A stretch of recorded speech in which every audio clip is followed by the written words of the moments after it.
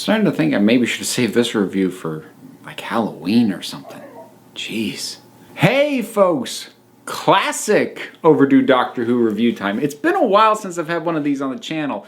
For a while now they have been living on the Council of Geeks podcast feed, which nobody listens to.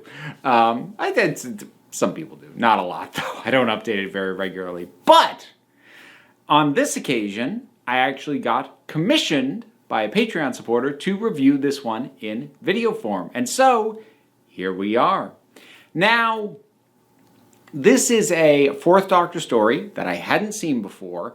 I didn't even really know it by reputation. I knew that it kind of got lumped in with examples usually cited for back when Doctor Who was a bit more gothic and maybe scarier than it should have been. Which was a thing, particularly during Tom Baker's era. I didn't know how true that that reputation was going to end up being, but man, this thing doesn't mess around. Now, before I get into any details, like, the asterisk and the caveat on all this is, yes, 70s era, you know, TV budget level effects, etc. So, while the concepts and even the execution is pretty decently scary, don't expect, like, you know, the kind of horror that was being done in film around the same time. You know, this isn't Halloween, this isn't Alien, this, you know, it is still Doctor Who, but no, they are trying flat out. Because the thing is, I look at other episodes, other stories of Doctor Who from a similar point in time, or at least the same ballpark, that have elements that feel influenced by horror movies, but like just don't land as horror at all. The first thing that comes to my head is in something like Pyramids of Mars, where you have the mummies. You know, maybe if you were a kid at the time seeing them for the first time, or maybe if you already had an inherent fear of that kind of thing, okay, maybe it was a little bit scary, but the way that they're shot, the way that they lumber around these big barrel-chested things, and the fact that they're wandering around at one point in a forest in the middle of the day saps the fear out of it. Now, the creatures that we eventually get in this episode, I'm going to try to avoid spoilers, but I mean, the fact that there is a creature, that shouldn't be too much of a spoiler. The design, while it is limited by what Doctor Who was capable of building, the design is a lot more alien and monstrous than I'm used to getting, and they shot it to be scary. It's much more dimly lit. They're much more careful about the pace at which we see these things and the way in which they're framed and the images are done. And the entire climax is at night. Actually, not even the climax. Everything except the first episode is at night. So you're seeing people stumble around the woods and it's dark. So you don't have what happens in other instances where, yeah, maybe there's like a scary idea behind this, but it's brightly lit, it's in the middle of the day, you know, that saps the horror out of it a little. That doesn't happen here. They went all in, like, and with some serious classic horror imagery. At the center of this entire thing is a skull. Like a realistic looking human skull. It glows, but that's a legit looking skull. There's pentagrams, there's a cult, there's mention of the idea of Satan worship. Like, this is like legitimately edgy for the time at which it was made, especially given that the show was still largely considered a kids show at that time. I'm kind of legitimately impressed that they went there to the degree that they did. And again, for the most part, actually did pull it off. Some of the concepts behind what's going on almost are borderline Lovecraftian, and actually the design of the monsters feel like it's taking more cues from that type of horror. Now, again, it's Doctor Who, so we get more of an explanation than you would normally get in a traditional Lovecraftian horror thing. So, there's more technobabble, and the Doctor, if nobody else, does seem to actually understand what's going on for the most part. Although even he kind of admits in his very flippant Tom Baker-ish way that maybe he doesn't totally know everything that's going on. There's actually a really great line where he sort of spouts this explanation, which was a little tricky to follow, and this guy he's talking to says, that's a bit of a far-fetched theory, isn't it? The Doctor just smiles at him and goes, yes, but it's more fun that way. There we go. Now, the companion in this one is Leela. This is also a first for me. I've never seen a story with Leela before. Again, I knew a little bit about her as to kind of what her deal is. She is an odd kind of companion. I feel like and I did look up like a little of her backstory, because she wasn't totally clicking for me. I don't mean the performance. The performance was good. Actually, she does quite well, and she's got good rapport with Tom Baker. But what I mean by that is there was just something that I felt like I wasn't wrapping my head around properly with this character. And so I looked her up, and I feel like, having read her backstory a little bit more, that they tried to mash up two different ideas that are kind of interesting, but also kind of awkwardly married. So her deal, and this isn't part of this story. Again, this is something I looked up. Her deal is that she comes from a primitive society that grew out of that's actually from the future and emerged from like a crashed spaceship on a distant planet, that then they basically had to sort of restart civilization. They're in a more primitive sort of phase.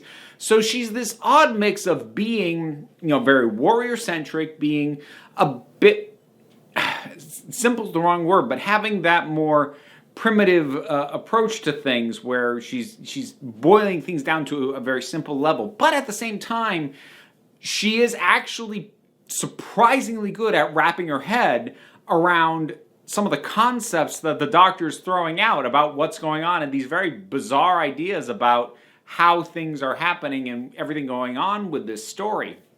So she may not understand the technical lingo, but she wraps her head around the concepts pretty solidly, which is an interesting idea, all things considered. I feel like if I'd known that was kind of her deal, if I'd known that better going in, I might have appreciated her a little bit more. Not that I didn't appreciate her. And it is also nice to have a female companion for the Doctor who has as much agency as she does. Because, they had that for a little bit with Sarah Jane, but I tell you, some of the episodes I've seen with her, God, they really did sideline her badly some of the time, and they really did make her feel like a hanger-on. Leela, she's not always able to assist, but she's darn well going to try in a very upfront and direct manner, and I appreciated that. Thought it worked pretty well. I don't love her outfit. I mean, I know this sounds weird. She's basically in sort of like the sort of generic cave woman, skimpy leather bikini-ish kind of thing, which it's not that it's a bad look. It's just one of those things where I'm like, I feel like you're hammering this person's entire deal with their clothing a little harder than is strictly necessary. So I don't know. Maybe that was it, or maybe it just felt slightly exploitative. I don't know. The character wasn't portrayed exploitatively though, so I don't think that was it. It's just something about the outfit didn't really work for me. So, supporting cast is also pretty solid on this. We've got some interesting performances, and there's a lot going on here. Beyond just the horror stuff going on that I've already mentioned, there's all this stuff going on with these different people. So you have these people studying, this skull and these other things, because it was unearthed and found, and it's way older than any human artifact or, human fossil should be. And you have someone studying it who seems to have his own agenda. You have someone else who is in contact with these other locals seems to have another different thing going on, but they're both like kind of suspicious, but they also don't seem to be working together. Then you have the people who are just studying it. You have this woman who seems to be connecting with it on almost a psychic level. You have this old woman who's sort of like the wise woman of the village sort of thing, like who reads tarot cards, who definitely has a little bit of a psychic connection going on with everything going down. You've got the locals. You've got like that wise woman's sort of grandson who's a great character. You know what's actually funny is that for as dark as this is in a lot of ways, I was expecting a higher body count.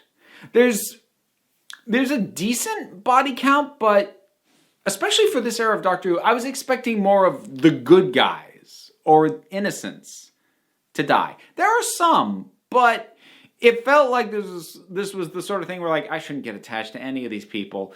A lot more of them pulled through than I would have expected, and I also kind of appreciate that. Like I said, I wanted to avoid spoilers, so I don't think I'm going to go into much more than that, but atmosphere on this is tops. Like, they committed to the horror elements of this. That's what I really appreciate.